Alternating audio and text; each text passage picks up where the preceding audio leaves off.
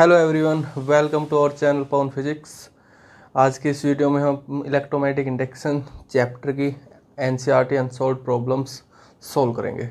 तो प्रॉब्लम्स करने से पहले जो हमने इस चैप्टर में रिवाइज किया है उसके ऊपर हम ज़्यादा टाइम नहीं लगाएंगे, बस 2-3 मिनट मैक्सिमम उसको हम रिवाइज करने की कोशिश करेंगे। फॉर्मूलाज आपके सामने लिखे हुए हैं। देखिए, सबसे पहले हमने जो स्टडी किया वो मैग्नेटिक फ्लक्स के बारे में स्टडी किया। तो हमारे पास मैग्नेटिक फ्लक्स क्या होता है? B A cos of theta.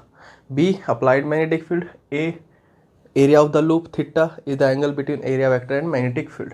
फिर उसके बाद हमने Faraday law of electromagnetic induction, जहाँ से हमारे पास इंड्यूस्ड ईएमएफ की वैल्यू आती है -d∅v/dt, minus represent opposition, phi भी मैग्नेटिक फ्लक्स। तो उससे जो इंड्यूस करंट की जो वैल्यू आती है वो E/R induced EMF by resistance, resistance किसका? कॉइल का, जो भी है स्क्वायर रेक्टेंगल जो भी है। अगर आपके पास एक टर्न है उस कॉइल में तो आपके पास सिंपल ये फॉर्मूला, अगर उसके अंदर टोटल नंबर ऑफ टर्न्स अगर n है तो E इक्वल टू -N/d∅/dt। ऐसे इंड्यूस्ड करंट हमारे पास हो जाएगा -N/d∅/dt डिवाइडेड बाई R। फिर हमने स्टडी किया मोशनल ईएमएफ के बारे में। तो मोशनल ईएमएफ हमारे पास कितनी आई? BLV। V क्या थी हमारे पास? Linear velocity in case of linear. L जो है हमारे पास वो साइड जो कांस्टेंट थी, इससे इंड्यूस्ड करंट जो आएगा BLV/R। In case of rotation अगर वहाँ पे हो रहा है तो रोटेशनल हम वहाँ पर एंगुलर फ्रीक्वेंसी के यूज़ करेंगे। वहाँ पर मोशनल ईएमएफ कितनी हो जाएगी? ½ B ω²। B वही magnetic field, ω angular frequency, R resistance of the coil, V linear velocity, L वो साइड जो कांस्टेंट रहती है, B मैग्नेटिक फील्ड। ऐसे ही force B²L²V/R, power B²L²V²/R, charge और जो मैग्नेटिक फ्लक्स में जो हमारे पास रिलेशन आया ∆Q = ∆φ/R। फिर हमने स्टडी किया सेल्फ इंडक्टेंस के बारे में। तो हमारे पास जो वैल्यू आई सेल्फ इंडक्टेंस के लिए, ईएमएफ के लिए, इंड्यूस्ड ईएमएफ के लिए, वो हमारे पास आई -L/di/dt। L जो है वो कोएफिशिएंट ऑफ सेल्फ इंडक्टेंस। वहाँ अगर हम सेल्फ इंडक्टेंस फाइंड आउट करते हैं फॉर लॉन्ग सोलेनोइड के लिए तो हमारे पास कितना आता है? μ0n² A/L, where n is the total number of turns in the solenoid and L is the length of the solenoid. Same ऐसे हमने स्टडी किया म्यूचुअल इंडक्टेंस। तो हमारे पास क्या वैल्यू आई? E = -M/di/dt, where m is the coefficient of mutual inductance. तो अगर हम म्यूचुअल इंडक्टेंस फाइंड आउट करते हैं दो कोएक्सियल सोलेनोइड्स के लिए जिनका अगर एरिया भी इक्वल है, लेंथ भी इक्वल है, तो हमारे पास क्या वैल्यू आती है? μ0n1n2 A/L, where n1 and n2 capital N1 capital N2 are the total number of turns in the solenoid. In term of small n means number of turns per unit length, we get μ0n1n2 A/L। तो ये हमारे पास जो case था वो किसका है? Same area और same length के लिए। अगर अलग अलग है तो वो हम पहले डिस्कस कर चुके हैं, लेकिन मोस्टली जो क्वेश्चन आएंगे वो इसी के ऊपर आएंगे। सेम फिर हमने एसी जनरेटर के बारे में स्टडी किया। तो उसमें इंड्यूस्ड ईएमएफ हमारे पास कितनी आई? E = E0 sin ωt। तो E0 हमारे पास maximum F, that is equal to NBA⍵। N is the total number of turn, B applied magnetic field, A area, ω angular frequency, angular velocity. तो induced current कितना है? I0 sin ωt, I0 maximum current, that is equal to E0/R। फिर हमने study किया average EMF, average value of EMF and average value of current alternating current के लिए। तो वो कितनी आई? 0.637 of maximum value of current. Average value of EMF alternating EMF, that is equal to 0.637 of maximum value of EMF. Effective value of current या virtual value of current या RMS value of current कितनी आई? 0.707 of maximum value of current. Effective value of EMF या virtual value of EMF या RMS value of alternating EMF कितनी आई? 0.707 of E0 maximum value of EMF. इसके अलावा हमने length law, Fleming right hand rule, ये भी हमने वहाँ पे स्टडी किए थे। तो चलिए अब न्यूमेरिकल प्रॉब्लम स्टार्ट करते हैं। देखिए, फर्स्ट प्रॉब्लम आपको गिवन है, इसके अंदर ये 5-6 पार्ट है। इनमें सब में आपने लेंज लॉ की हेल्प से इंड्यूस्ड करंट की डायरेक्शन बतानी है। तो देखिए कैसे बताएंगे। इन लॉ को अप्लाई करने से पहले एक बात ध्यान से सुने। यहाँ पर जब आप इंड्यूस्ड करंट की डायरेक्शन बताएंगे तो इसके अंदर आपको फ्रेम ऑफ रेफरेंस की रिक्वायरमेंट पड़ेगी। जैसे यहाँ पर मान लीजिए ये आपके पास कॉइल है, तो ये आपके पास कॉइल है, तो मान लीजिए अगर ये ऐसे रखी हुई है तो इसके पास अगर मैं कोई मैग्नेट लेकर के जाऊँगा, मैग्नेट का नॉर्थ पोल या साउथ पोल लेकर के जाऊँगा, तो ये अंडरस्टूड है, ये मेरे सामने ऐसे रखी हुई into the plane of the paper. तो यहाँ पर जो मैं इंड्यूस्ड करंट की डायरेक्शन बताऊँगा इसके अंदर, वो मैं इसको ऐसे सामने से देख करके बताऊँगा, पीछे बोर्ड के पीछे जा करके नहीं देख सकता। लेकिन इन दिस केस, लेकिन जब ये कॉइल आपके पास ऐसे रखी होगी, तो मान लीजिए आप इधर की साइड से कोई मैग्नेटिक्स के पास लेकर के जा रहे हो, नॉर्थ पोल इसके पास लेके जा रहे हो, तो इस फेस के ऊपर नॉर्थ पोलैरिटी आ जाएगी। किस केस के लिए? जब मैं इधर की साइड से देखूंगा उस टाइम पे, अगर मैं इसी को इसी साइड से देखता हूँ, यही कॉइल है, इस कॉइल के पास इधर की साइड से मैं मैग्नेट है कोई जिसका नॉर्थ पोल इसके पास लेकर के आ रहा हूँ, तो ये वाला जो फेस है उस पर तो नॉर्थ पोलैरिटी आपको दिखाई देगी, लेकिन इधर की साइड से मैं देखूंगा तो यहाँ पर ये वाला जो फेस है, ये वाला जो फेस है वो साउथ पोलैरिटी दिखाई देगा। मतलब जब आप यहाँ से देखोगे, जब आपके पास कोई मैग्नेट है तो मैग्नेट का नॉर्थ पोल इसके पास लेकर के आओगे, तो नॉर्थ पोल इसके पास लेकर के आओगे तो करंट की direction anti clockwise direction, anti clockwise oppose करेगा, उसका मैग्नेटिक फ्लक्स का अपोज करेगा, तो इसमें जो करंट आएगा एंटी क्लॉकवाइज डायरेक्शन में ऐसे फ्लो करेगा। लेकिन मैं इधर की साइड से देखूंगा तो करंट मुझे क्लॉकवाइज डायरेक्शन में जाता हुआ दिखाई देगा। तो यहाँ पर आपने इस चीज़ का ध्यान रखना है कि आप करंट की डायरेक्शन किस फेस से बता रहे हो, ये वाला फेस देख के बता रहे हो या ये वाला फेस देख के बता रहे हो। ओके, तो देखिए एक बार बता देता हूँ। देखिए जैसे ये आपके पास था, ये आपके पास कॉइल थी जो अभी मैंने एग्जांपल दिया, तो यहाँ से ये कोई मैग्नेट जिसके ये नॉर्थ पोल या साउथ पोल, नॉर्थ पोल को इसके पास लेकर के आओगे, तो ये वाला फेस जब मैं देखूंगा, इस साइड वाला जब ये फेस मैं देखता हूँ, इधर साइड वाला फेस, तो इसमें करंट जो है वो कैसे फ्लो करता हुआ दिखाई देगा, एंटी क्लॉकवाइज, ऐसे ही दिखाई देगा, ऐसे एंटी क्लॉकवाइज। लेकिन अगर मान लीजिए मैं ऐसे देख रहा हूँ तो इधर की साइड मेरे पास ये फेस है, तो इसमें तो मुझे करंट क्लॉकवाइज डायरेक्शन में जाता हुआ दिखाई देगा। तो ये आपके फ्रेम ऑफ रेफरेंस, ये आपके लोकेशन पे, पोजीशन पे डिपेंड करता है कि आप किस फेस को देख रहे हैं, तो उसके अकॉर्डिंग डायरेक्शन अलग अलग हो सकती है। तो जब आप डायरेक्शन बताएं तो फेस को जरूर मेंशन करें, अपनी लोकेशन को जरूर मेंशन करें कि मैं इस साइड से देख रहा हूँ। Okay, into the front of the coil या बैक ऑफ द कॉइल, जहाँ से भी आप देख रहे हो, in front of the magnet, ये आप जरूर बताएं, ठीक है। नहीं तो आपका ठीक हुआ क्वेश्चन गलत हो सकता है। तो आप ऐसे बताएंगे तो आपका आंसर बिल्कुल ठीक है। तो देखिए चलिए स्टार्ट करते हैं। सबसे पहले फर्स्ट प्रॉब्लम है, ये मैग्नेट है, ये नॉर्थ पोल या साउथ पोल को इसके पास लेकर के जा रहे हैं। इस लेंज लॉ आपको सीधा सीधा क्या बता रहा है कि आपको हर केस में अपोज करना है। किसका अपोज करना है? मैग्नेटिक फ्लक्स का अपोज करना है। मैग्नेटिक फ्लक्स इंक्रीज हो रहा है तो उसको डिक्रीज करने की कोशिश करना है, मैग्नेटिक फ्लक्स डिक्रीज हो रहा है तो उसको इंक्रीज करने की कोशिश करना है। मतलब ओवरऑल इफेक्ट क्या है, उसको कांस्टेंट रखना है। तो जब आप इसके साउथ पोल को इसके पास लेकर के जाओगे, तो साउथ पोल को इसके पास लेकर के जाओगे, मैग्नेटिक फील्ड बढ़ता जाएगा, it means magnetic flux very करेगा, मैग्नेटिक फ्लक्स बढ़ता जाएगा। तो वहाँ पर हमें क्या करना पड़ेगा, इसको डिक्रीज करना पड़ेगा। डिक्रीज मतलब कांस्टेंट रखना है। तो कांस्टेंट तभी रहेगा जब हम, ये तो बढ़ाएगा, उसको हम डिक्रीज करेंगे। डिक्रीज कब करेंगे? जब ये आपके पास जो कॉइल जो है, इसका ये वाला फेज जो है साउथ पोल की तरह बिहेव करेगा, किसी मैग्नेट की साउथ पोल की तरह बिहेव करेगा, तब ये साउथ एक दूसरे को रिपेल करेगा। उस टाइम पे ये हम कह सकते हैं कि यहाँ पर मैग्नेटिक फ्लक्स डिक्रीज करने की कोशिश कर रहा है। तो जरा ध्यान से देखिए इसको, जब ये वाला फेस इसका साउथ पोल की तरह बिहेव करेगा, ये वाला फेस साउथ पोल की तरह बिहेव करेगा, ओके, ये साउथ पोल ऐसे साउथ पोल की तरह जब ये बिहेव करेगा तो डायरेक्शन कैसे आएगी, जरा ध्यान से देखिए। ऐसे ही जाएगा, ये ऐसे जाएगा, ऐसे जाएगा, ऐसे जाएगा, ऐसे जाएगा, ऐसे आएगा, दिख गया। तो करंट की डायरेक्शन कैसे हो जाएगी? QRPQ। तो इस केस में जो करंट की डायरेक्शन है, इंड्यूस्ड करंट की डायरेक्शन कैसे हो जाएगी? QRPQ। बस आपने सिंपल सा लॉजिक याद रखना और कुछ नहीं। अब जरा ध्यान से देखिए, अब मैं यहाँ से देख रहा हूँ, ये सेकंड क्वेश्चन के अंदर, सेकंड पार्ट के अंदर, ये मैग्नेट है, मैग्नेट का साउथ पोल इसके पास लेकर के जा रहे हो, साउथ पोल इसके पास लेकर के जा रहे हो, तो ये वाला जो फेस है, इस कॉइल्स का जो ये वाला फेस है, इसका अपोज करेगा, मैग्नेटिक फ्लक्स बढ़ेगा तो इसको घटाने की कोशिश करेगा। तो इसके ऊपर कौन सी polarity? South polarity.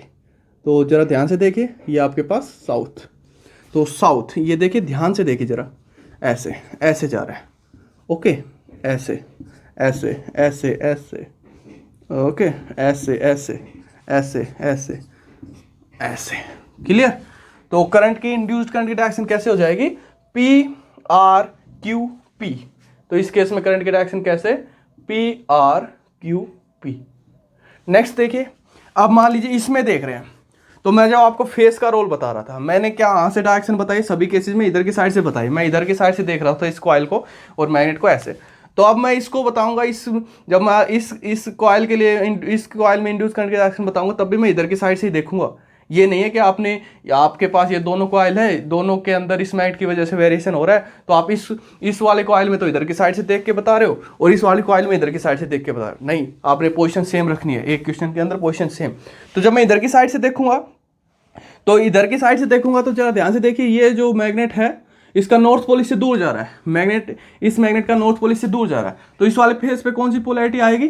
South polarity. उधर की साइड से देखूंगा तो साउथ पोलैरिटी, लेकिन अगर मैं इधर की साइड से देख रहा हूं तो नॉर्थ पोलैरिटी। तो यहां पर अगर मैं देखता हूं इधर वाले फेस पे तो कौन सी पोलैरिटी? North pole. ऐसे तो जरा इसको बना लीजिए ध्यान से। नॉर्थ पोलैरिटी आपके पास हो जाएगी ऐसे ऐसे ऐसे ऐसे ऐसे, तो ये ऐसे जाता हुआ आपके पास आ जाएगा। तो करंट की डायरेक्शन कैसे हो जाएगी इसमें? इंड्यूस्ड करंट की डायरेक्शन वाई जेड एक्स। तो ये जरूर ध्यान रखना है आप किस फेस को देख रहे हो, आपकी पोजीशन क्या है। अगर मैं उसको उधर की साइड से देखता तो उस उधर की साइड से उस फेस के ऊपर साउथ पोलैरिटी आ जाती, इधर की साइड से देख रहा हूं तो इधर फेस पे नॉर्थ पोलैरिटी। नेक्स्ट देखिए, नेक्स्ट केस है ये जो आपको दिखा रहे हैं ग्रीन कलर से डैश डैश डैश, ये इन सब का कॉमन एक्सिस है। देखिए ये आपके पास दो कॉइल है, इस कॉइल के अंदर करंट फ्लो कर रहा है। देखिए की जस्ट क्लोज, की को आप जैसे आप क्लोज करोगे, यहाँ से जस्ट क्लोज करोगे, करंट जो इंक्रीज करना शुरू होगा 0 एम्पियर से जितना भी जाएगा एक टाइम पे। तो करंट की जो डायरेक्शन है वो पॉजिटिव टू नेगेटिव ऐसे है। किस टाइप से? इसके अंदर क्लॉकवाइज। यहाँ पर जो करंट की डायरेक्शन है क्लॉकवाइज। तो यहाँ पर जब करंट की जस्ट क्लोज, जैसे आप की को क्लोज करोगे करंट इंक्रीज होना शुरू होगा, करंट इंक्रीज शुरू होगा, तो यहाँ पर जो कॉइल रखी हुई है इसके अंदर मैग्नेटिक फ्लक्स इंक्रीज होगा। तो इसको क्या करना है आपने? डिक्रीज करना है। डिक्रीज कैसे होगा? फिर से वही केस, अगर मैं इसको इस साइड से देख रहा हूँ अगर मैं इसको इस साइड से देख रहा हूँ तो इस वाले फेस पे कौन सी पोलैरिटी? South polarity. अगर मैं इस साइड से देख रहा हूँ, ये आपके पास कोई कॉइल थी जिसके ऊपर इस डायरेक्शन में करंट फ्लो कर रहा था, ये आपके पास दूसरी कॉइल है। तो इस दूसरी कॉइल को अगर मैं ये वाला फेस देख रहा हूँ इधर की साइड से, तो इसके ऊपर कौन सी पोलैरिटी आएगी? South polarity. उधर की साइड से देखूंगा तो, लेकिन ये इधर की साइड से देखूंगा तो इधर की साइड से मुझे कैसा दिखाई देगा? North polarity. तो मैं इन सब की डायरेक्शन इधर की डायरेक्शन से ही बता रहा हूँ, तो ये इसमें भी मैं ऐसे ही बताऊंगा। तो यहाँ पर आपके पास कैसे आएगा? आपके पास नॉर्थ पोलैरिटी। तो कैसी डायरेक्शन हो जाएगी इंड्यूस्ड करंट की? Z X Y Z, Z X Y Z. Okay, next देखिए, नेक्स्ट में ये आपके पास कॉइल है, ये इसके अंदर करंट फ्लो कर रहा है, इसमें आपने इंड्यूस्ड करंट की डायरेक्शन बतानी है। किस केस में? Rheostat setting being change. अब रियोस्टेट का क्या काम होता है? रियोस्टेट एक वेरिएबल रेजिस्टेंस होता है, वेरिएबल जिससे हम रेजिस्टेंस कम ज़्यादा कर सकते हैं। तो रियोस्टेट का ऑब्वियसली सेटिंग चेंज का मतलब क्या है? वहाँ पर रेजिस्टेंस हम बढ़ाएंगे। तो रेजिस्टेंस इसमें दो केस बन सकते हैं, घटा भी सकते हैं बढ़ा भी सकते हैं, लेकिन रियोस्टेट का काम होता है रेजिस्टेंस को इंक्रीज करना, मोस्टली जो हम बोलते हैं। तो हम यहाँ पर जब इसको रेजिस्टेंस को बढ़ाएंगे तो इस केस में क्या होगा? Current will decrease. Current decrease करेगा, मैग्नेटिक फ्लक्स डिक्रीज करेगा, तो इसमें जो करंट इंड्यूस होगा उसकी डायरेक्शन कुछ ऐसे होगी, उस मैग्नेटिक फ्लक्स को इंक्रीज करने की कोशिश करेगा।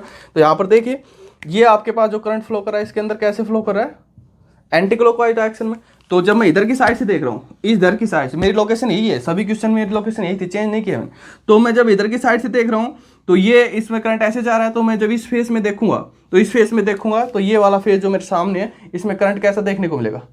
क्लॉकवाइज है, तभी तो इसको अट्रैक्ट करेगा, इससे दूर थोड़ी भागेगा। तो इस केस में ये डिक्रीज हो रहा था, इसको इंक्रीज करने की कोशिश करेगा। अगर ये इंक्रीज हो रहा होता तो ये वाला फेस देखता तो उस पर नॉर्थ पोलैरिटी आ जाती। अगर आप रियोस्टेट से रेजिस्टेंस की वैल्यू कम करते तो उस केस में अगर मैं ऐसे देख रहा होता तो इसके ऊपर नॉर्थ पोलैरिटी आ जाती। ओके, तो इस केस में आपके पास ये हो जाएगा आपके पास इंड्यूस्ड करंट की direction, that is Y X Z Y, Y X Z Y. Next देखिए, नेक्स्ट में क्या कह रहा है आपको? ये आपके पास कोई कॉइल है जिसके अंदर कोई रोड वगैरह डाली हुई है और यहां से बैटरी लगाई हुई है। टैपिंग की जस्ट रिलीज्ड, रिलीज का क्या मतलब? ये पहले क्लोज था, अब इसको ओपन कर दिया, जस्ट रिलीज। तो जब मैं इसको ओपन करूंगा तो पहले जो करंट फ्लो कर रहा था जिस टाइम पे की क्लोज थी वो ऐसे फ्लो कर रहा था इस डायरेक्शन में। तो जब मैं इसको की को रिलीज कर दूंगा एकदम से, मतलब ओपन कर दूंगा, जस्ट रिलीज, उस केस में क्या होगा? इसके अंदर सेल्फ इंडक्शन फिनोमेना की वजह से इसके अंदर अपने खुद का करंट इंड्यूस होगा। उसकी डायरेक्शन कैसी होगी? वो इसका अपोज करेगा। वो क्या करेगा? इसका अपोज करेगा, उसको कम नहीं होने देगा। तो उस केस में जो इसके इंड्यूस करंट की डायरेक्शन होगी वो कुछ इस टाइप से होगी, दैट इज साउथ पोल, मतलब इन डायरेक्शन ऑफ क्लॉकवाइज डायरेक्शन में ऐसे मिलेगा आपको। अब इसकी वजह से ये आप ध्यान रखना, ये इसमें करंट फ्लो नहीं कर रहा था, इसमें जस्ट की रिलीज, पहले क्लोज थी ओपन की है, तो अब ऐसे करंट फ्लो कर रहा था। तो इसमें आपको जो देखने को मिलेगा उसमें क्या देखने को मिलेगा आपको? ये अब करंट डिक्रीज हो रहा है, तो ये क्या करेगा? डिक्रीज नहीं होने देगा। इसमें जो करंट की डायरेक्शन मिलेगी वो that should be like this, north polarity. North polarity मतलब एंटी क्लॉकवाइज, ऐसे ऐसे मतलब X R Y X. Clear. Next last case में वो आपसे क्या कह रहा है, ये आपके पास कॉइल है और इसके अंदर करंट जो है वो फ्लो कर रहा है कुछ इस टाइप से। करंट डिक्रीज कर रहा है एट स्टडी रेट, तो करंट डिक्रीज करे चाहे इंक्रीज करे, मैग्नेटिक फ्लक्स तो वहाँ पर वेरी होता ही है। तो यहाँ पर करंट की जो डायरेक्शन है कैसे है, डॉट डॉट किसको रिप्रेजेंट करता है, बैकवर्ड को, सॉलिड किसको रिप्रेजेंट करता है, फॉरवर्ड को। तो करंट की जो डायरेक्शन है वो कुछ ऐसे है, बैकवर्ड से फॉरवर्ड, ऐसे इस डायरेक्शन में करंट फ्लो कर रहा है। तो आपने बताना है क्या यहाँ इंड्यूस करंट जो होगा उसकी डायरेक्शन किधर की साइड, इस कॉइल के अंदर। तो जरा ध्यान से देखिए डिस्टेंस क्या है इसके अंदर, इस कॉइल के अंदर कोई करंट इंड्यूस होगा। करंट इंड्यूस होने के लिए हमारे पास क्या होना चाहिए, मैग्नेटिक फ्लक्स वेरी करना चाहिए। मैग्नेटिक फ्लक्स हमारे पास क्या होता है, phi B equal to B A cos of theta, where theta is the angle between area vector and magnetic field. तो अब जरा ध्यान से देखिए, ये आपके पास कॉइल है, ये आपके पास करंट फ्लो कर रहा है ऐसे। तो ये कॉइल जो है, कॉइल का अगर मैं एरिया वेक्टर देखता हूँ तो एरिया वेक्टर कैसे आएगा, ऐसे। अगर आप इस फेस से देख रहे हो तो ये एरिया वेक्टर की डायरेक्शन, अगर मैं इस फेस से देख रहा हूँ तो ये एरिया वेक्टर की डायरेक्शन। तो अब एरिया वेक्टर की डायरेक्शन ये होगी। क्लियर। एरिया वेक्टर की डायरेक्शन आपके पास ये होगी अलोंग जेड एक्सिस। ओके। अब जरा इस करंट की वजह से अगर मैं मैग्नेटिक फील्ड देखता हूँ, करंट कैसे, ऐसे। तो करंट की वजह से मैग्नेटिक फील्ड देखूंगा तो कैसे, ये आपके पास करंट की डायरेक्शन, ये मैग्नेटिक फील्ड कैसे, इन एंटी क्लॉकवाइज डायरेक्शन। इन एंटी क्लॉकवाइज डायरेक्शन मतलब ऊपर की साइड प्लस के वाई एक्सिस। तो वाई एक्सिस के अलोंग तो है आपके पास, वाई एक्सिस के अलोंग तो है आपके पास मैग्नेटिक फील्ड, और जेड एक्सिस के अलोंग है आपके पास एरिया वेक्टर की डायरेक्शन। तो एंगल कितना हो गया, वाई और जेड के बीच में एंगल कितना होता है, वाई एंड जेड एंगल कितना, 90 डिग्री। तो कोस 90 कितना होगा, 0। तो मैग्नेटिक फ्लक्स कितना होगा, 0। तो इस केस में कोई मैग्नेटिक फ्लक्स है ही नहीं, तो मैग्नेटिक फ्लक्स यहाँ पर 0 है। तो मैग्नेटिक फ्लक्स अगर 0 है तो कोई करंट इंड्यूस नहीं होगा। ओके। नेक्स्ट क्वेश्चन देखिए। नेक्स्ट प्रॉब्लम में क्या कर रहा है, वो आपको 2 पार्ट गिवन है। तो फर्स्ट पार्ट देखिए सबसे पहले, ये आपके पास मैग्नेटिक फील्ड प्रेजेंट है into the plane of the paper. तो ये आपके पास कोई इरेगुलर कॉइल थी इस शेप में, कोई आपके पास इरेगुलर कॉइल थी। अब क्या हो रहा है उसके अंदर, ये जो इरेगुलर कॉइल जो है वो सर्कुलर कॉइल में चेंज हो रही है। तो आपने ये बताना इस कॉइल में इंड्यूस्ड करंट की डायरेक्शन कैसे होगी। तो इंड्यूस्ड करंट की डायरेक्शन कैसे मिलेगी, उसका क्या काम है, इंड्यूस्ड करंट का मैग्नेटिक फ्लक्स का अपोज करना है। तो इस केस में क्या हो रहा है, जब ये कॉइल जो आपके पास इस शेप की थी सर्कुलर शेप में चेंज हो रही है तो उसका एरिया इंक्रीज हो रहा है। एरिया इंक्रीज हो रहा है, इट मीन्स मैग्नेटिक फ्लक्स क्या हो रहा है, इंक्रीज हो रहा है, because magnetic flux is equal to B A cos of theta.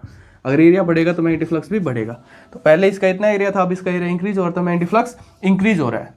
तो अब इंड्यूस करंट का क्या काम है, उस मैग्नेटिक फ्लक्स को डिक्रीज करना है। मैग्नेटिक फ्लक्स को डिक्रीज कराएगा तो उसकी डायरेक्शन कैसे मिलेगी आपको, along A D C B A in anti clockwise, A D C B A. Okay. Next देख लीजिए। अब नेक्स्ट में भी कुछ ऐसा ही है। इसमें जो मैग्नेटिक फील्ड की डायरेक्शन है वो है out of the plane of the paper. Dot किसको रिप्रेजेंट करता है, out of the plane of the paper. Cross किसको रिप्रेजेंट करता है, into the plane of the paper. तो यहाँ पर ये आपके पास पहले सर्कुलर शेप की कॉइल थी, ये आपके पास सर्कुलर शेप की कॉइल थी, और अब ये क्या हो गया, एक नैरो लाइन के अंदर कन्वर्ट हो गई। नैरो लाइन के अंदर कन्वर्ट हो गई तो बताना इंड्यूस करंट की डायरेक्शन कैसी होगी। तो इंड्यूस करंट का क्या काम है, मैग्नेटिक फ्लक्स को अपोज करना। तो पहले इसका एरिया ज़्यादा था, अब इसका एरिया कम हो गया। एरिया कम हो गया तो मैग्नेटिक फ्लक्स कम हो गया। मैग्नेटिक फ्लक्स कम हो गया तो करंट क्या करेगा, इंड्यूस करंट क्या करेगा, उसको बढ़ाने की कोशिश करेगा। तो बढ़ाएगा तो कुछ इस टाइप से बढ़ाएगा, वो उसको फैलाएगा। फैलाएगा तो कैसे, A dash D dash C B dash A, ये हो जाएगी वहाँ पर इंड्यूस करंट की डायरेक्शन। नेक्स्ट देखिए। अब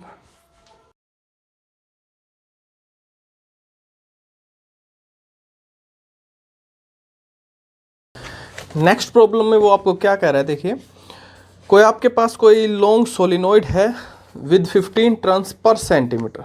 1 सेंटीमीटर के अंदर कितने टर्न है, 15। स्मॉल एन गिवन है, that is 15 turns per centimetre. Okay. Has a small loop of area 2 centimetre square.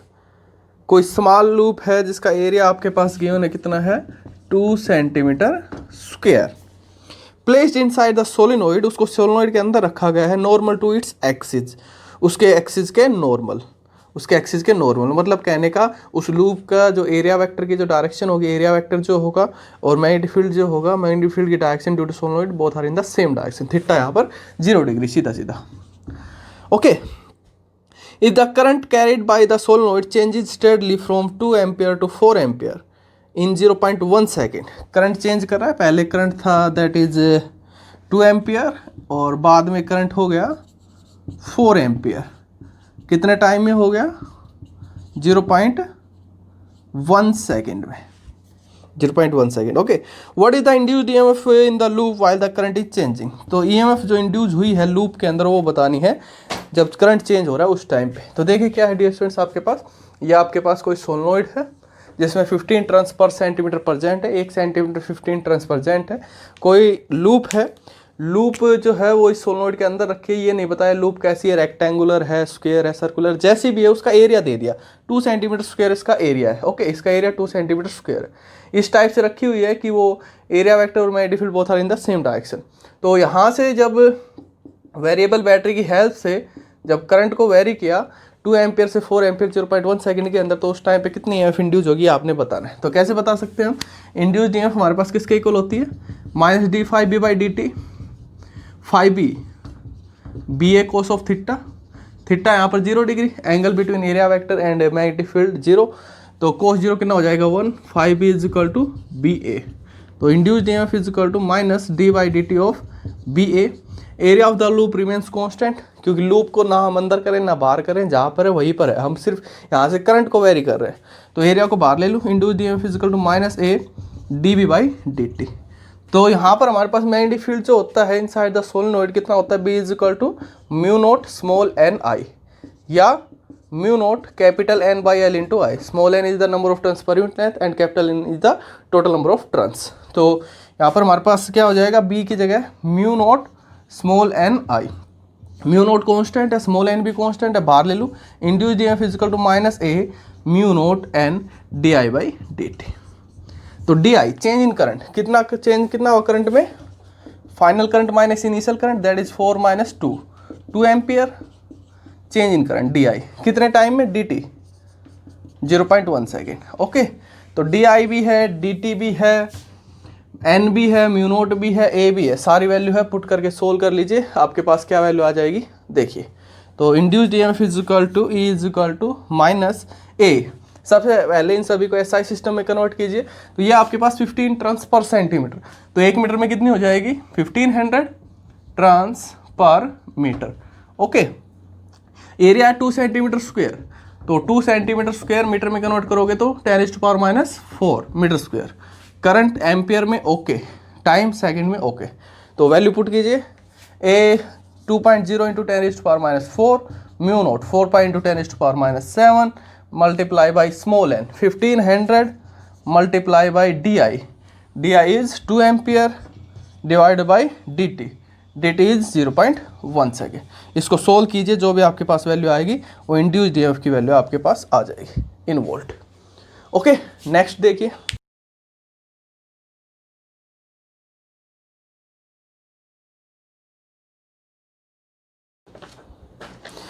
Next problem में वो आपको क्या कह रहा है कि आपके पास कोई रेक्टेंगुलर वायर लूप है जिसकी साइड जो है वो 8 सेंटीमीटर एंड 2 सेंटीमीटर, जो रेक्टेंगुलर लूप है साइड 8 एंड 2, तो जो बड़ी साइड है उसको लेंथ नाम दे दूँ, जो शॉर्टर साइड है उसको ब्रेड्थ नाम दे दूँ। With a small cut is moving out of a region, उसके अंदर कोई छोटा सा कट है, जैसे कुछ इस टाइप से, जहाँ पर भी आप दिखाना चाहें। ये आपके पास कोई रेक्टेंगुलर कॉइल है, ये हो गई इसकी A B C D, A B और C D that is equal to length, and A D and B C that is equal to breadth, shortest type. तो यहाँ पर कहीं पे कट है जहाँ पर भी आप दिखाना चाहें, और वो moving out of a region of uniform magnetic field, वो यूनिफॉर्म मैग्नेटिक फील्ड के रीजन से बाहर निकल रही है। ऐसे मान लीजिए यहाँ पर यूनिफॉर्म मैग्नेटिक फील्ड प्रेजेंट है इस जगह पे, और उससे बाहर निकल रही है, बाहर निकल रही है। और जो मैग्नीट्यूड जो है यहाँ पर मैग्नेटिक फील्ड का कितना है? 0.3 tesla. Directed normal to the loop, loop के नॉर्मल है बिल्कुल। तो फिर से वही लूप के नॉर्मल है, मतलब कहने का इस लूप का एरिया वेक्टर और जो आपके पास मैग्नेटिक फील्ड है both are in the same direction, theta 0 degree, cos 0 1।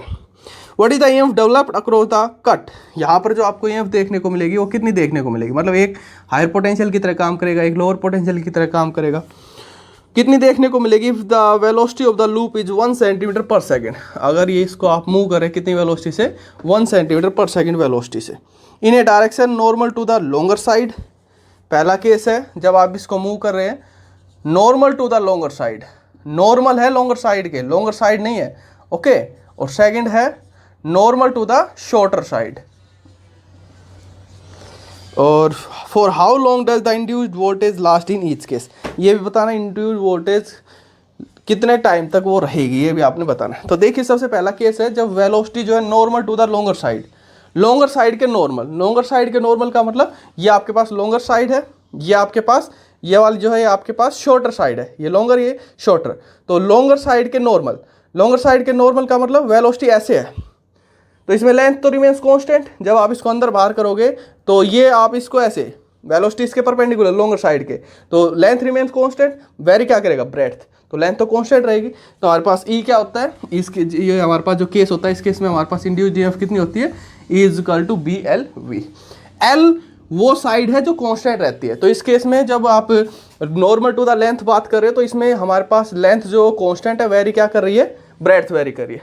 Okay, confuse नहीं होना है। तो यहाँ से वैल्यू फाइंड आउट कर सकते हैं। सबसे पहले इनको एसआई सिस्टम में कन्वर्ट कीजिए, that is 8 centimetre, 8 into 10⁻² metre, 2 into 10⁻² metre, 0.3 tesla. Okay, 1 centimetre per second, that is 0.01 10⁻² metre per second. Value put कीजिए। मैग्नेटिक फील्ड 0.3, लेंथ कांस्टेंट है, लेंथ कांस्टेंट है इसमें, लंबी वाली साइड कांस्टेंट है, that is 8 into 10⁻² metre. Velocity कितनी velocity move कर रहे हो, 10⁻² मीटर पर सेकंड। जो भी वैल्यू आएगी आपके पास वो हमारे पास इंड्यूस्ड ईएमएफ की वैल्यू हो जाएगी। नेक्स्ट पार्ट में पूछता है जब वेलोसिटी जो है शॉर्टर साइड के परपेंडिकुलर है, ये आपके पास लॉन्गर साइड थी, ये वाली साइड आपके पास लॉन्गर थी, ये वाली साइड आपके पास शॉर्टर थी। अब शॉर्टर साइड के परपेंडिकुलर, शॉर्टर साइड के परपेंडिकुलर मतलब ऐसे, तो ऐसे मूव करोगे, shorter side remains constant, value किसकी वेरी करेगी, लेंथ की वैल्यू वेरी करेगी। तो लेंथ की वैल्यू वेरी करेगी तो इसमें एल आप क्या लोगे, शॉर्टर साइड। एल यहाँ पर वो डिस्टेंस है जो कांस्टेंट रहती है। तो यहाँ पर इस केस में हमारे पास क्या हो जाएगी, induced EMF is equal to B B V. Put कीजिए, सोल्व कीजिए, बी वही 0.3 टेस्ला। इस केस में एल आपके पास हो जाएगा कितना, 2 इंटू 10⁻², वी 10⁻²।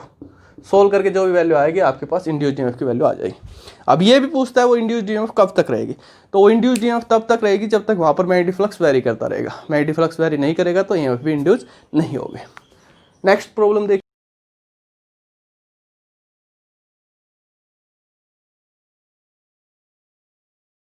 में आपको क्या कह रहा है, आपके पास कोई 1 मीटर लॉन्ग मेटालिक रोड है, एक आपके पास रोड है जिसकी लेंथ है आपके पास 1 metre, is rotated with an angular frequency of 400 radian per second.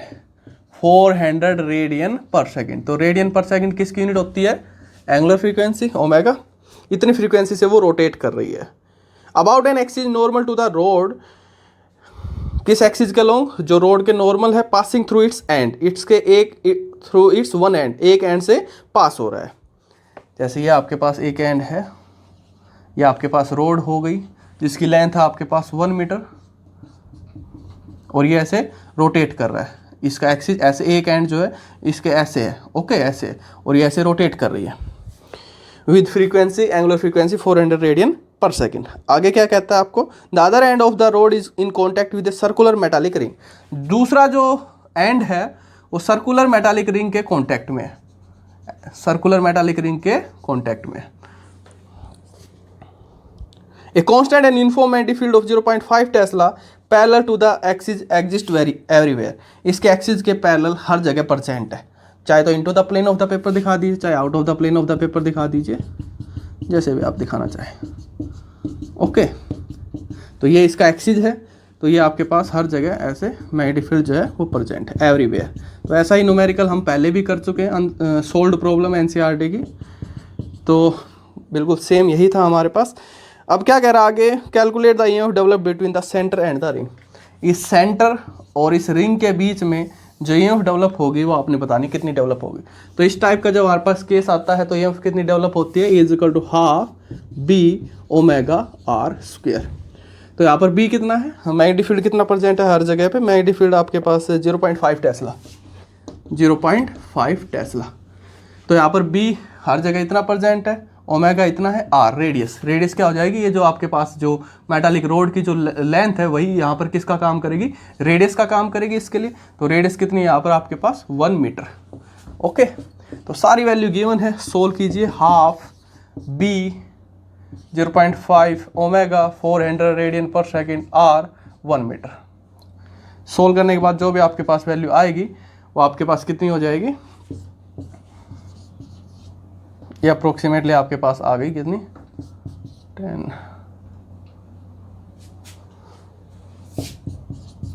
100 volt.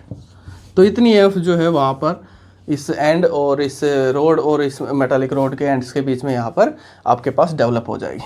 Okay, ये वैल्यू हम कहाँ से यूज़ कर रहे हैं, ये मैं आपको जो वीडियो जो उनके अंदर पहले ही अच्छे से करा चुका हूँ। अगर किसी कोई प्रॉब्लम है तो वो वीडियो जा करके देख लें, जो मैं यहाँ पर डायरेक्ट वैल्यू यूज़ कर रहा हूँ। पिछले वाले केस में BLV, इसमें हाफ बी ओमेगा और स्क्वायर किसी को समझ में नहीं आ रहा है तो जो लास्ट के जो आर्टिकल जो कराए हुए हैं वीडियो में वो देख ले अलग अलग से सभी के लिए। नेक्स्ट प्रॉब्लम देखिए, नेक्स्ट प्रॉब्लम क्या कह रहा है।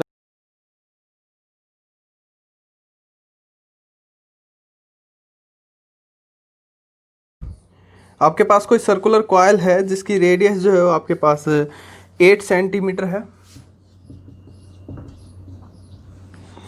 And 20 turns, total number of turns कितनी है उसमें 20, is rotated about it's vertical diameter, अपने वर्टिकल डायमीटर के अलोंग वो रोटेट कर रही है with an angular speed of 50 radian per second. Angular speed कितनी है 50 radian per second in a uniform horizontal magnetic field of magnitude, uniform horizontal magnetic field के अंदर जिसका मैग्नीट्यूड कितना है 3.0 into 10⁻⁻2 Tesla. Obtain the maximum and average EMF induced in the coil. Maximum EMF बतानी है और एवरेज EMF बतानी है, जो हमने लास्ट वीडियो के अंदर जो हमने टॉपिक डिस्कस किए थे नेक्स्ट चैप्टर के, वो इसीलिए डिस्कस किए थे। तो इसके अंदर आपने मैक्सिमम EMF की वैल्यू बतानी है, मैक्सिमम EMF कितनी है और एवरेज EMF कितनी है जो इस कॉइल में इंड्यूस होगी। If the coil form A close loop of resistance 10 ओम, अगर वो कॉइल एक क्लोज लूप बना रही है जिसका रेजिस्टेंस कितना है 10 ओम है, रेजिस्टेंस जो है वो कितना है 10 ohm. Calculate the maximum value of current in the coil, तो आपको करंट की भी मैक्सिमम वैल्यू बतानी है, मैक्सिमम वैल्यू ऑफ करंट कितनी है कॉइल के अंदर, ये भी आपने बताना है। Calculate the average power loss due to Joule heating effect, आपको एवरेज पावर लॉस भी बताना है, एवरेज पावर लॉस कितना होगा वो भी आपने कैलकुलेट करना है due to Joule heating effect. Where does this power come from, और आपने ये भी बताना है ये पावर कहाँ से आती है। तो देखिए डियर स्टूडेंट्स, इसमें आपके पास एक सर्कुलर कॉइल है जिसकी रेडियस 8 सेंटीमीटर है, नंबर ऑफ टर्न्स जो है टोटल 20 है, इतनी स्पीड से वो रोटेट कर रहा है और मैग्नेटिक फील्ड जो है वो कांस्टेंट है, इतना है। तो हमारे पास EMF जो इंड्यूस होती है वो क्या होती है, is equal to minus d∅b/dt and φb is BA cos of theta, BA cos of theta.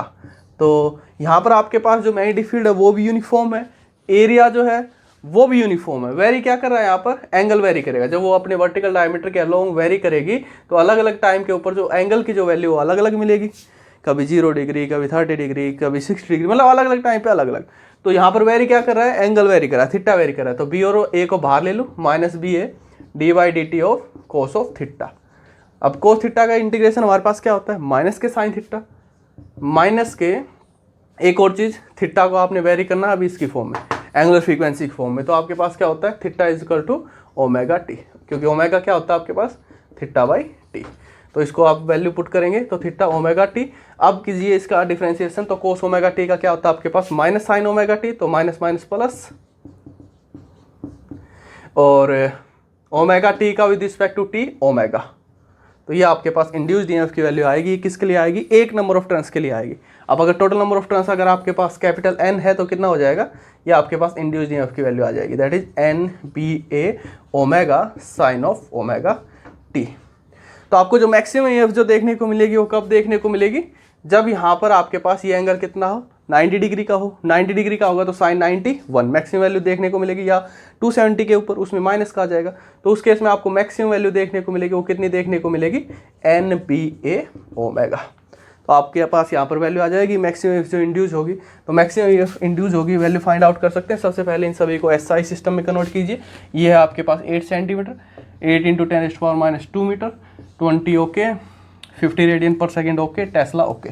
Value put कीजिए तो मैक्सिमम ईएमएफ की वैल्यू जो आएगी कितनी हो जाएगी हमारे पास, n that is 20, b 3 into 10⁻⁻2 Tesla.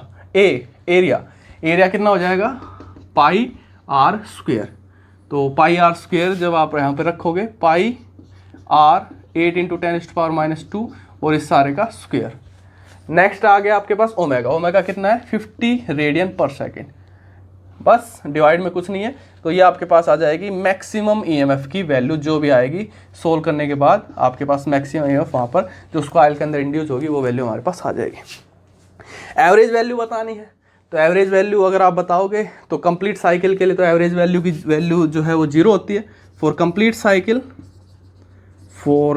Cycle average value of EMF is 0 okay. अब अगर हाफ साइकिल के लिए बताओगे, फॉर हाफ साइकिल अगर वो सीधा पूछ रहा है कि आप सीधा एवरेज वैल्यू बताइए, इट मीन्स वो आपसे कंप्लीट साइकिल की पूछ रहा है। वैसे मैं आपको समझाने के लिए बता रहा हूँ।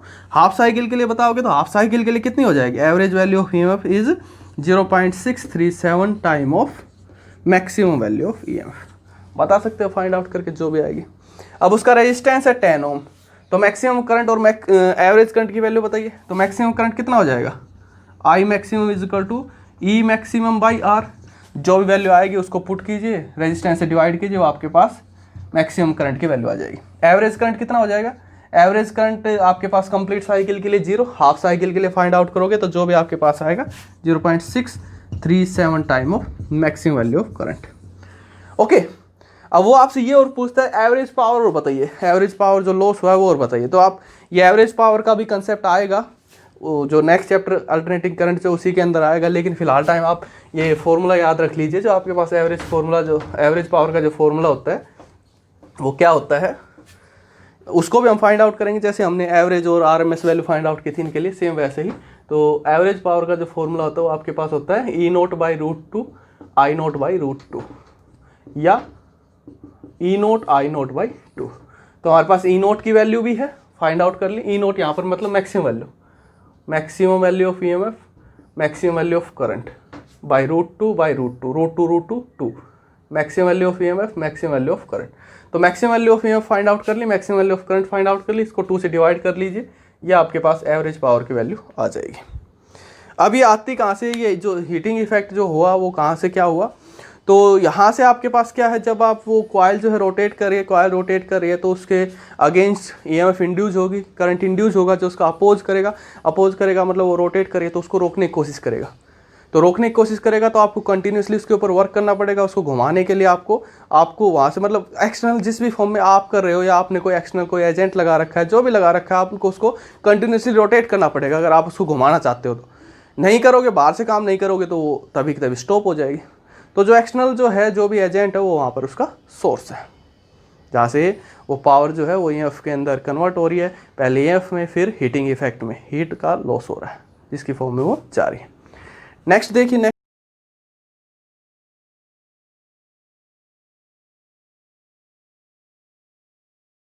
प्रॉब्लम में क्या कह रहे हैं देखिए, a horizontal straight wire 10 metre long extending from east to west. कोई हॉरिजॉन्टल स्ट्रेट वायर है जिसकी लेंथ कितनी है, 10 मीटर है, और वो ईस्ट टू वेस्ट डायरेक्शन में ऐसे लटकी हुई है, रखी हुई है। Falling with speed of 5 metre per second. कितनी स्पीड से फॉल हो रही है वो, 5 मीटर पर सेकेंड स्पीड से वो फॉल हो रही है। At right angle to the horizontal component of earth magnetic field.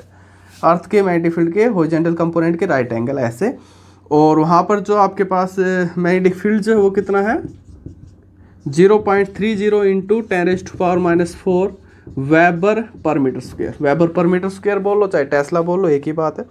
तो आपने बताना what is the instantaneous value of EMF induced in the wire. उस इंस्टेंट पे जो ईएमएफ जो इंड्यूस्ड होगी उसकी वैल्यू कितनी है, ये आपने बतानी है। What is the direction of the EMF, आपने ईएमएफ की डायरेक्शन भी बतानी है।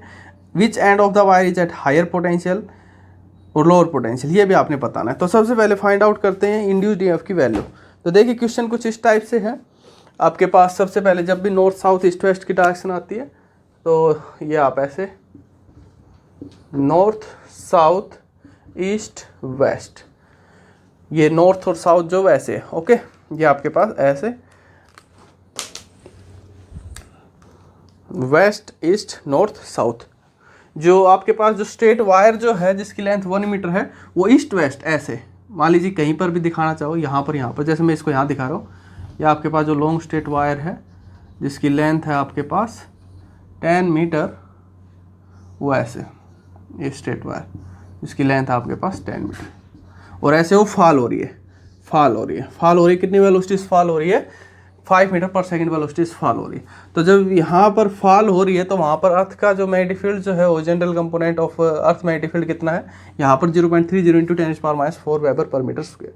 तो यहाँ पर मूव कर रही है स्ट्रेट वायर, जो मूव कर रही है किसके अलोंग मूव कर रही है, जरा देखिए, ये वाली जो आपके पास डिस्टेंस है ये तो कांस्टेंट रहेगी, जिसको हम एल का नाम देते हैं, वो कांस्टेंट रहेगी। ऐसे वो ये वाली जो शॉर्टर साइड जो है वो यहाँ पर आपके पास वेरी करेगी।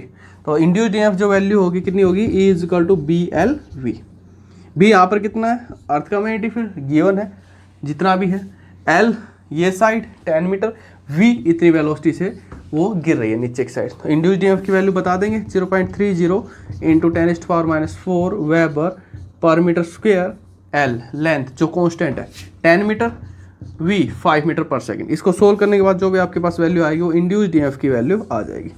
अब आपने डायरेक्शन बतानी है, तो डायरेक्शन बताने के लिए आपको करंट की डायरेक्शन पता होना चाहिए, तभी हम बता पाएंगे इंड्यूस्ड करंट जो होगा वो किस डायरेक्शन में इंड्यूस होगा। तो यहाँ पर आपके पास जो दो मेथड बता रखे हैं, एक तो लेंज लॉ और एक फ्लेमिंग राइट हैंड रूल, जो भी आपको सूटेबल लगे जिस सिचुएशन में आप उसको अप्लाई कर सकते हैं। तो यहाँ पर हम यूज़ कर रहे हैं फ्लेमिंग राइट हैंड रूल का। तो फ्लेमिंग राइट हैंड रूल आपको क्या बताता है, थंब, इंडेक्स फिंगर और मिडल फिंगर तीनों एक दूसरे के म्यूचुअली परपेंडिकुलर। थंब रिप्रेजेंट करता है motion of the conductor, index finger magnetic field, and जो आपके पास जो मिडल फिंगर जो आएगी वो इंड्यूस करंट की डायरेक्शन आपको बताएगी। तो अब देखिए, जो आपके पास जो कंडक्टर जो मूव जो कर रहा है वो किस डायरेक्शन में मूव कर रहा है, नीचे की डायरेक्शन में मूव कर रहा है। मैग्नेटिक फील्ड की डायरेक्शन, अब यहाँ पर ध्यान रखना, यहाँ पर मैग्नेट नहीं है, यहाँ पर क्या है, यहाँ पर आपके पास अर्थ है। तो मैग्नेट होती तो नॉर्थ टू साउथ डायरेक्शन होती, लेकिन यहाँ पर अर्थ है, अर्थ के लिए magnetic field line south to north. ये मोस्टली गलती करते हैं इस क्वेश्चन के अंदर। अर्थ के लिए जो आपके पास मैग्नेटिक फील्ड लाइंस होते हैं वो किधर की साइड, साउथ टू नॉर्थ। तो साउथ टू नॉर्थ, तो जरा देखिए अप्लाई करते हैं। ये आपके पास किसकी डायरेक्शन रिप्रेजेंट करता है, मोशन की। तो मोशन डाउनवर्ड डायरेक्शन में, मैग्नेटिक जो आपके पास फील्ड लाइन है अर्थ के लिए किधर की साइड, साउथ टू नॉर्थ। आपके पास ये आपके पास कैसे हो जाएगा, साउथ टू नॉर्थ आपको इसको करोगे तो नॉर्थ अंदर की साइड ऐसे, ये आपके पास हो गया मोशन, नीचे गिर रहा है मैग्नेटिक फील्ड ऐसे, south to north, north to south नहीं है, साउथ टू नॉर्थ ऐसे। तो आपके पास इंड्यूस करंट जो आएगा वो किधर की साइड आ जाएगा, देखिए इसको, ये वेस्ट टू ईस्ट। तो करंट जो इंड्यूस कर रहा है वो आपका ऐसे इंड्यूस कर रहा है, वेस्ट टू ईस्ट, इस डायरेक्शन के अंदर। ये हो जाएगी आपके पास इंड्यूस्ड करंट की डायरेक्शन। अब पूछता है कौन सा हायर पोटेंशियल, कौन सा एंड लोअर पोटेंशियल पे। तो करंट जो फ्लो करता है वो कहाँ फ्लो करता है, higher potential to lower potential flow कर रहा है, higher potential to lower potential flow करता है। इट मीन्स वेस्ट एंड जो है उसका हायर पोटेंशियल पे होना चाहिए और ईस्ट एंड जो है उसका लोअर पोटेंशियल पे होना चाहिए, तभी वो हायर टू लोअर फ्लो करेगा। तो वेस्ट एंड जो है वो यहाँ पर हायर पोटेंशियल पे। ओके, नेक्स्ट प्रॉब्लम देखिए।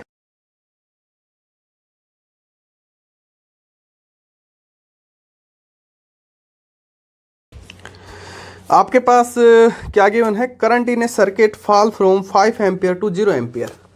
करंट जो है वो सर्किट के अंदर पहले था 5 एम्पियर और 5 एम्पियर से फॉल होकर के हो गया 0 एम्पियर इन 0.1 सेकेंड। कितने टाइम इंटरवल के अंदर, dt है आपके पास 0.1 सेकेंड।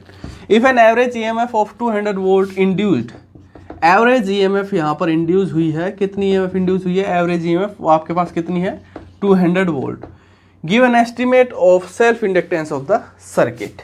सेल्फ इंडक्टेंस की वैल्यू बतानी है सर्किट की कितनी होगी। तो हमारे पास क्या फॉर्मूला होता है, E is equal to L D I by D T.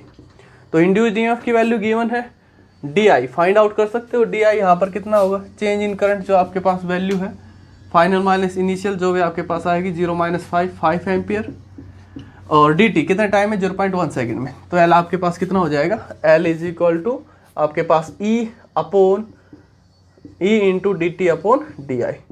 सारी वैल्यू पुट कीजिए, सोल्व कीजिए, जो आपके पास आएगा। माइनस केवल रिप्रेजेंट करता है यहाँ पर आपको, अगर माइनस लेकर के चलते तो अपोजिशन को ले रिप्रेजेंट करता है, छोड़ भी सकते हो। मैग्नीट्यूड जब आप लोगे तो उसको छोड़ दोगे। ई इंड्यूस्ड ईएमएफ कितनी आपके पास, 200 volt. D T 0.1, change in current कितना आपके पास 5 एम्पियर। तो इसको सोल्व करोगे तो 0.1/10 4 हेनरी, ये आपके पास वैल्यू आ जाएगी इंडक्टेंस, सेल्फ इंडक्टेंस की उस सर्किट के लिए। नेक्स्ट प्रॉब्लम देखिए, नेक्स्ट में क्या कह रहा है।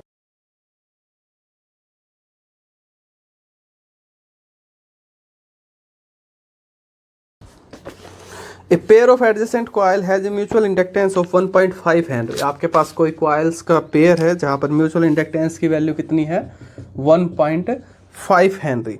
If the current in the coil changes from 0 to 20 ampere, current था पहले 0 एम्पियर, बाद में हो गया 20 एम्पियर, तो चेंज इन करंट कितना हो गया आपके पास D I I2 - I1 that is equal to 20 - 0 that is equal to 20 ampere in 0.5 second. कितने टाइम में 0.5 सेकेंड के अंदर। What is the change of flux linkage with the other coil, जो अदर कॉइल में जो फ्लक्स जो change हुआ वो आपने बताना है कितना हुआ। डी फाई की वैल्यू आपने फाइंड आउट करनी है। तो हमारे पास क्या होता है, एक आपके पास ये फॉर्मूला होता है is equal to MdI/dt for mutual inductance, एक आपके पास ये होता है इज इक्वल टू d∅b/dt। दोनों की लेफ्ट साइड बराबर है, राइट साइड को इक्वल लिख सकते हैं। तो d∅b/dt is equal to MdI/dt, dt से dt cancel, d∅b is equal to MdI। तो चेंज इन फ्लक्स आपके पास कितना आ जाएगा, d∅b is equal to M कितना है 1.5 और di कितना है आपके पास 20। तो ये आपके पास जो भी आएगा वो आपके पास चेंज इन फ्लक्स आ जाएगा वेबर में। ओके, नेक्स्ट देखिए, नेक्स्ट प्रॉब्लम में क्या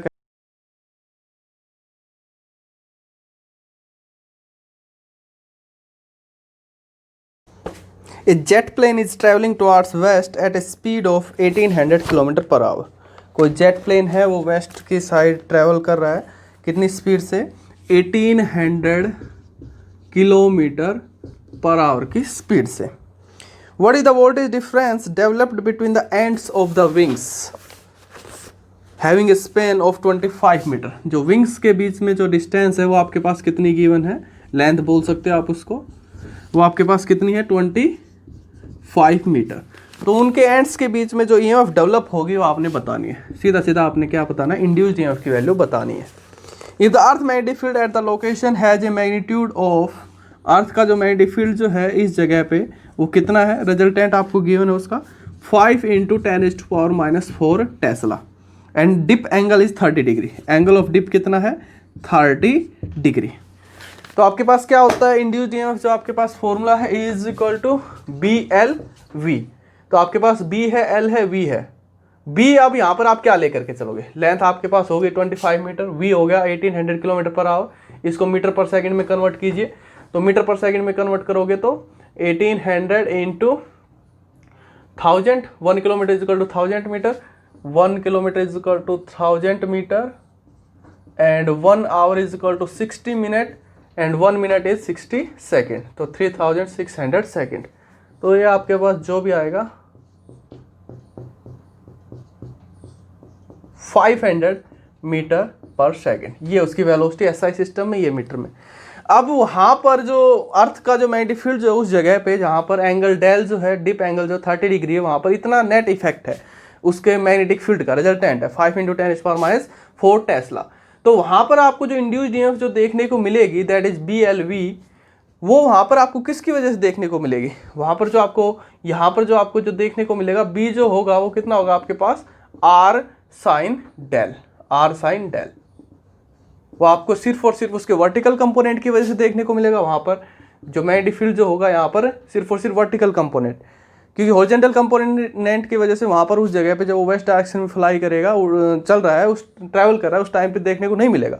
क्योंकि वहाँ पर आप इसको दो मेथड से समझ सकते हैं। मैग्नेटिक फ्लक्स देखोगे तो मैग्नेटिक फ्लक्स के लिए वहाँ पर मैग्नेटिक फील्ड और जो वहाँ पर आपके पास जो आपके पास मैग्नेटिक फील्ड और एरिया के बीच में जो एंगल जो बनेगा that is theta is equal to 90 degree for horizontal component of earth. तो वहाँ पर हॉरिजॉन्टल कंपोनेंट का रोल ही नहीं है। या आप यहाँ से भी समझना चाहो, एक्चुअल में आपके पास ई जो है इंड्यूस्ड ईएमएफ जो क्या होती है इज इक्वल टू BL/V, ये आपके पास होता है BL×V। एक्चुअल जो है वो ये है BL/V साइन ऑफ थीटा। तो थीटा को हम 90 लेकर के चलते हैं, उस केस में आपके पास ये आती है maximum EMF E is equal to BL/V। तो जब वहाँ पर थीटा 0 डिग्री हो जाएगा, थीटा 0 हो जाएगा, इट मीन्स इंड्यूस्ड ईएमएफ वहाँ पर 0। थीटा जब 90 होगा तो वहाँ पर आपके पास जो इंड्यूस्ड ईएमएफ है मैक्सिमम होगी। तो इस केस में यहाँ पर आपके पास अर्थ के हॉरिजॉन्टल कंपोनेंट की वजह से कोई भी ईएमएफ देखने को नहीं मिलेगी, क्योंकि अर्थ के हॉरिजॉन्टल कंपोनेंट की वजह से देखोगे तो उसके लिए यहाँ पर इस केस में यहाँ पर इसके लिए थीटा 0 हो जाएगा। थीटा 0 तो ईएमएफ 0। सारी की सारी जो ईएमएफ इंड्यूस होगी due to vertical component of earth की वजह से यहाँ पर इंड्यूस होगी। तो यहाँ पर आपने सिर्फ और सिर्फ वर्टिकल कंपोनेंट लेना है अर्थ का। अर्थ के वहाँ पर वर्टिकल डायरेक्शन में अर्थ का कितना मैग्नेटिक फील्ड प्रेजेंट है वो आपने यहाँ पर लेना है। तो यहाँ पर आपके पास इंड्यूस्ड ईएमएफ कितनी हो जाएगी, vertical component of earth, length और वेलोसिटी। तो ये आपके पास हो जाएगा vertical component or sine del 5 × 10⁻⁴ sine del, del कितना है 30 डिग्री, एल लेंथ कितनी है 25 मीटर एंड वी वेलोसिटी कितनी है 500 मीटर पर सेकेंड। इसको सोल्व करने के बाद जो भी आपके पास वैल्यू आएगी वो आपके पास वोल्ट के अंदर इंड्यूस्ड ईएमएफ की वैल्यू आ जाएगी। ओके, तो ये थी आपके पास सारी एनसीईआरटी अनसॉल्व्ड प्रॉब्लम्स इस चैप्टर की। नेक्स्ट वीडियो में हम अपना फिर से वही कंटिन्यू रखेंगे जहाँ तक हो गया था अपना एसी करंट जो अल्टरनेटिंग करंट में हम डिस्कस कर रहे थे। Thank you.